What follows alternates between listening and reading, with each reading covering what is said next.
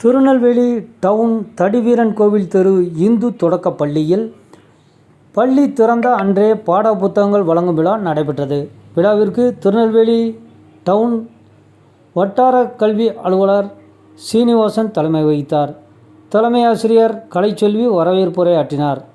பள்ளி செயலாளரும் தேசிய நல்லாசிரியருமாகிய முனைவர் செல்லப்பா அறிமுக உரை ஆற்றினார். சிறப்பு விருந்தினராக திருநெல்வேலி பாராளுமன்ற உறுப்பினர் ராபர்ட் புரூஸ் கலந்து கொண்டு மாணவர்களுக்கு தமிழக அரசின் விலையில்லா பாட புத்தகங்களை வழங்கி சிறப்புரையாற்றினார்.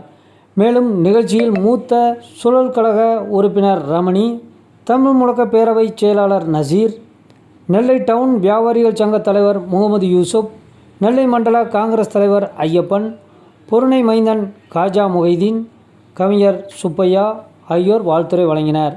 மேலும் விழாவில் இந்து நடுநிலைப்பள்ளி தலைமை ஆசிரியர் விஜயலட்சுமி வெள்ளைச்சாமி, மதித இந்து கல்லூரி முன்னாள் உறுப்பினர் அருணாச்சல காந்தி, மரியா கல்லூரி பேராசிரியை மகாலட்சுமி, சங்கர் நகர் முருகேசன், சுழல் கழக முன்னாள் தலைவர் பரமசிவம், நகை வியாபாரிகள் சங்க பொறுப்பாளர் ராஜாமணி, சமூக ஆர்வலர் பால்ராஜ், ஆசிரியர் சுப்பிரமணியன், தமிழ் முழக்க பேரவை ரவிச்சந்திரன் மற்றும் பலர் கலந்து கொண்டு சிறப்பித்தனர்.